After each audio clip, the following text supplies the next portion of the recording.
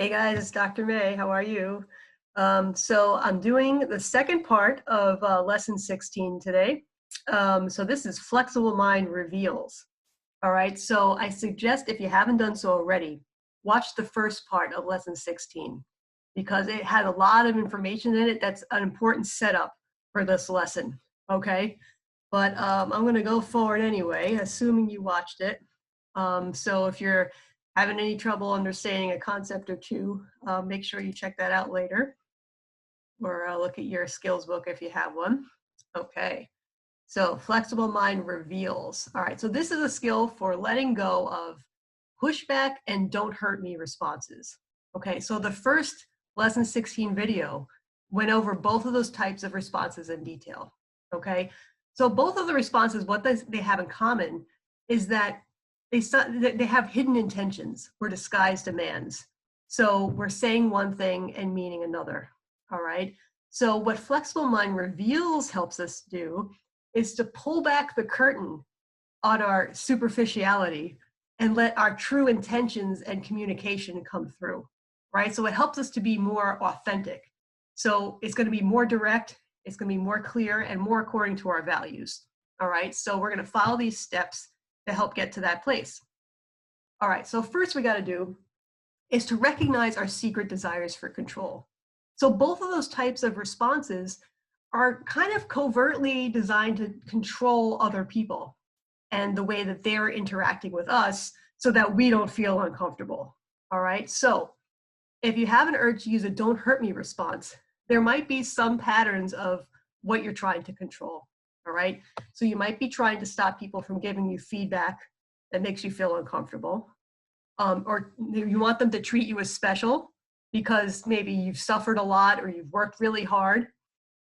You want them to help or rescue you, to validate you, to coddle you, to comfort you, perhaps, because look how much you suffered or look how special you are, okay?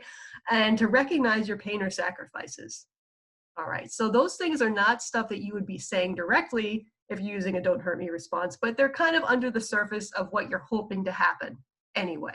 All right. If you have an urge to use a pushback response, there's also some secret desires of control and in certain categories that could underlie your pushback. All right. So under the surface, you might really want to dominate somebody and win. Okay. So unlike the don't hurt me response, where you put yourself beneath someone to get what you need, here you're putting yourself on top to get what you need and to feel less vulnerable. So you're trying to prove that you're right and they're wrong. All right. You're trying to get people to do things your way, to punish them for offending you and not respecting your authority, as we talked about in the last video. And sometimes you just want to walk away, or you want them to walk away and leave you alone. All right. Because you don't like what they're telling you. It's uncomfortable and it's better to just kind of back away. All right. So these are all the things we have to learn how to say directly, because before we've been covering them up with the surface of these don't hurt me or pushback responses. So we have to recognize these secret desires for control. And then, I'm sorry, there's another slide for that. So there's a few self-enquiry questions, okay, as usual. So if you're hiding your intentions from others, or you're secretly hoping to control or manipulate them, ask yourself these questions, okay? To what extent am I proud of the way I'm behaving? All right, do I like myself when I'm doing these things? Would I encourage another person or a young child to behave similarly when they interact with me? All right, if the answer is no, then chances are you don't really like it. You don't like that indirect communication. You don't like feeling manipulated. You don't like feeling controlled. What is preventing me from more openly revealing my true intentions, such as the things listed here? Okay. Would I feel embarrassed, distressed, or annoyed if my secret intentions or desires were to be revealed to others or made public? Ooh, tricky, right? So chances are if you're covering them up, you have some ambivalence about revealing them, or maybe some fears behind it in terms of how would people really respond if I were truly honest with them, okay? But we have to work with those questions because on the road to being more socially connected, we have to be also more authentic. And being authentic is sharing what we're really thinking and feeling with other people. Okay, so what's the fears getting in the way? Okay, so on the E of reveals, the first E, examine your social signaling and label what you find. Okay, in the last video, we went over exactly the kinds of social signaling that are associated with don't hurt me responses. So kind of like shown in that picture, you kind of could be whining or pouting or crying or lowering your head, averting your gaze, having a frown, things like that. A pushback response is more of a dominant social signal. So it might be a little more like the guy on the left, a little more forceful. It could also be a silent treatment. It could be giving someone a hostile stare. It could be laughing or jeering at somebody, using a dismissive gesture. There's a whole big cluster of different types of pushback social signals, okay? So sometimes that's a clue about whether we're using don't hurt me or pushback responses. Look at how I'm coming across to people. What kind of signaling am I giving off, right? So it's a sense of mindfulness. I have to observe what I'm doing to realize this before I can make a change, okay? All right, so V, remember your core values, okay? So you could ask yourself, well, actually first, look at the left, right? So some core values that we might have in terms of our relationships with people is being honest with others, having integrity, right? Being fair, being straightforward and direct, okay? So am I acting according to these values? And if not, what's getting in my way, right? So let's look at the questions, the self-inquiry questions on the right. So to what extent do I believe it's important for a person to do the right thing, be honest, have integrity, and or be fair and straight with others? Okay. So if you say yes, then chances are that's something you value, or those are things you value, rather. So do I believe deceiving, manipulating, and or concealing one's true intentions from another is the best way to live? Okay. Chances are you'll probably say no. It doesn't sound so good. But if your actions have to do with pushback and don't hurt me responses, and it's a common part of your repertoire, those are in fact the values that you're living out. Okay, and that might be in contrast to the values that you believe you have on the inside. So we have to figure out a way to make our outside behavior match the values we believe we have on the inside. All right, here's another good question. Do I really believe that people can't tell when I'm trying to hide my true motives and desires for control? If you think so, you're kidding yourself. People could usually see through it. It looks a little phony, right? So sometimes if you're trying to do a don't hurt me response and you're acting weaker than you are, people know it. They get annoyed with it. If you're trying to act too dominant and defensive, people can tell you're getting uncomfortable and defensive, okay? It's not a secret, all right? Or not as much as you think. All right, so what might my answers to these questions tell me about my core values, okay? So values clarification. We need to get clear on what's important to us and how much we're willing to live by our values and make it really come across to other people. All right, so if you've answered these questions and you're getting more clear that indirect communication, such as by using pushback responses or don't hurt me responses, are not in line with your values, it's important to now start practice living by your values, okay, by being more direct and forthright. All right, so how do we begin to do that? First, if you believe you're going to enter a situation that might be triggering of those kinds of indirect responses, what you could do in advance is to turn on your social safety system, okay? These skills keep coming up over and over again, right? So this is way back in the beginning of the curriculum for Radically Open DBT. So the big 3+1, signal to yourself and others social safety. So instead of getting defensive one way or the other, we should lean back in our chair, take a deep breath, closed mouth smile and eyebrow wag, right? And we could do a loving kindness meditation in advance. We could imagine well wishes toward people we care about and also toward neutral people, or perhaps even toward the person you're about to interact with. And that helps turn on your social safety system as well.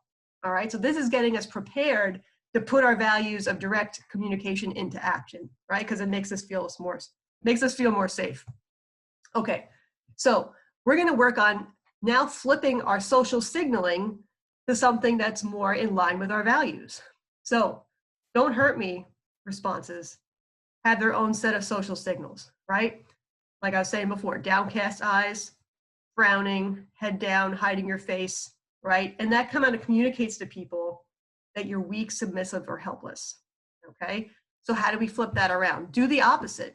right? By act with your values, social signal in accordance with your values. So chin up, shoulders back. We're not going to cower and look weak. We're going to look, assertive, chest out, standing upright. Okay. So now this prepares us to be more direct, candid, and open. All right. Because we're signaling that with our body. Okay. So if you find yourself trying to slip back to the don't hurt me responses, remember that you probably have enough control to control the way you come across, right? So people who are over-controlled tend to have enough self-control to manage certain things really well. So use that capacity, if you have it, to manage your social signaling, okay? Next, pushback. Like I said, there's a whole variety of social signals that go along with it, but here's just a few, right? So you might be annoyed and give them some nonverbal signals like back off and don't mess with me, such as staring them down, or standing tall, acting really dominant, like, no, you're making me feel vulnerable. I'll show you how dominant and invulnerable I am. Okay, so instead of getting too dominant with your body language, ease it up a little bit. Okay, so you're gonna push it back to social signaling things like raising your eyebrows, closed mouth smile, round your shoulders a little bit, right? Doesn't have to mean an overly submissive way, but a little, right? So you don't look like you're trying to dominate them. Open-handed gestures help a lot too, kind of signals an easy manner, openness rather than closed, defensive, right? So you're signaling a little more vulnerability, openness, and humility. Humility means I'm no better than anybody else. I'm just human. Okay, so if you feel like you're moving back toward a pushback, getting a little aggressive, getting a little nasty, getting a little, remember your core values for being fair, being honest, all that kind of stuff. All right, and let that inspire you to be in line with your values in terms of your social signaling and your behavior. All right, next, the second E. So engage with integrity by outing yourself. Okay, so tell somebody, whether it's the person you want to communicate with, or maybe just a trusted friend or a therapist, that you have these urges to use pushback and don't hurt me responses. Okay, so just confess it, put it out there. Okay, and you could use your awareness continuum language if you want to. So that was back from the back from the what skills. Okay, so the describe with integrity has to do with saying under there is awareness continuum, right? So it's a way to describe your experience. So you could describe to someone that you have an urge to engage in indirect communication. So you could say things like, I'm aware of feeling vulnerable. I'm aware of imagining that the person is trying to hurt me or out to get me. I'm aware of feeling really uncomfortable.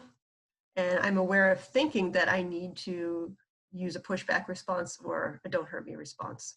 I'm aware of the urge to do that. Okay, so you can let somebody know and let them know why you're telling them, right? Because it's part of your self-growth. You're trying to better yourself and you're trying to let someone know so you can be more inspired to change. So block their automatic responses to coddle you or validate you and, oh, don't worry about it. No, I want to tell you, right? I want to be straight with you. I'm doing this and I need to work on it. Boom. Okay, have courage. Okay, so more with that E with engage. Engaging with integrity by outing yourself. Okay, so what you could do as you're moving forward with this is really trying to put into action what your values are. That's how you could engage with integrity. So you could go back to lesson 10 and use a flexible mind as deep skill. Okay, so that's about looking at your valued goals and relationships, which should include communicating more directly, most likely, right, and being honest. So and letting your body language match what you're trying to say, right? So you're more like your social signaling, match your valued goals in your interactions with people. So that's the integrity. That's the inside-outside match. Okay, so pull back out that skill here with the engage with integrity. All right. And you could also, while you're practicing being open with people, encourage them to be more open with you. And then receive their openness more non-defensively, okay? Because people aren't going to want to be open and honest with you if you do pushback and don't hurt me responses. It's going to punish them for being honest, okay? So, Try to be honest with them, allow them to take in their feedback, okay? And try to communicate more clearly what the underlying feelings are that were behind the pushback and don't hurt me responses. So if you felt like doing a pushback and you were uncomfortable with what they said, you felt like disagreeing with them or that they were wrong, you could communicate that in a respectful manner. You could just let them know you're not happy with what they had to say or you disagree with it, but you don't have to make them wrong or you don't have to win. Just let them know, okay? So that's a way to modify that, but be honest. And then if you had an urge to use don't hurt me response, maybe just be honest by the fact that you want to be recognized for something, right? So, or you wanted to be more validated from somebody, or you were hoping to get a certain thing that you wanted, but be direct about what you wanted, okay? So instead of pretending that you're hurt or pretending that you're weaker than you are, just be clear about what you're looking for and try to say it, okay? So that's engaging with integrity. Okay, so A. All right, so they snuck in a skill from lesson 22 here.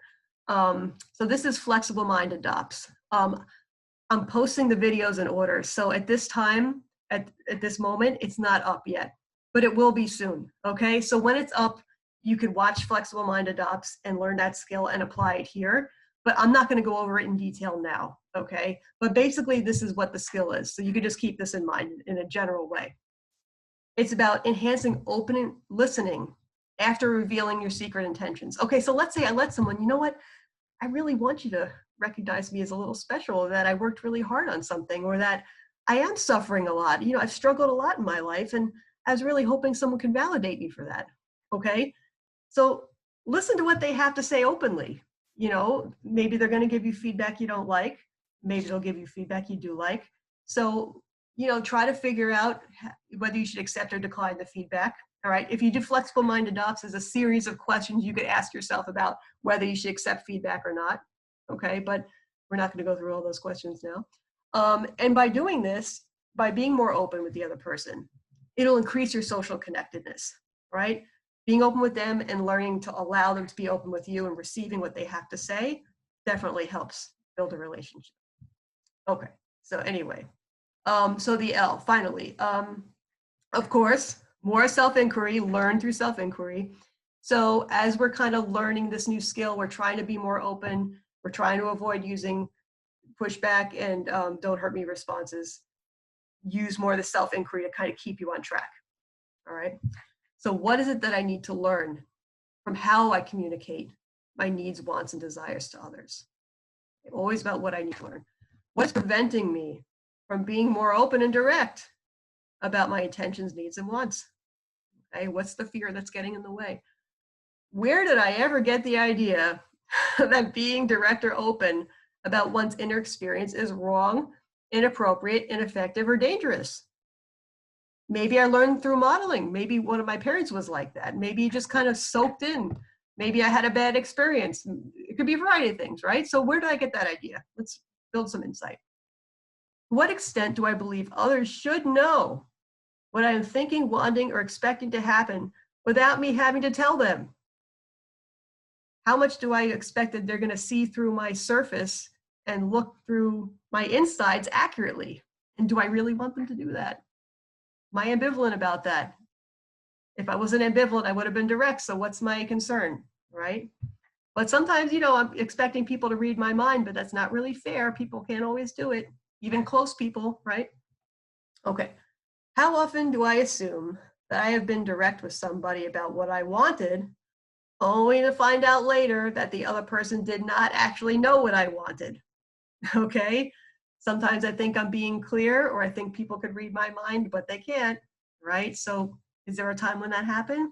And if so, how do I learn to be more direct? Okay, I got to keep practicing my flexible mind reveals, be more clear about my needs and express them more directly.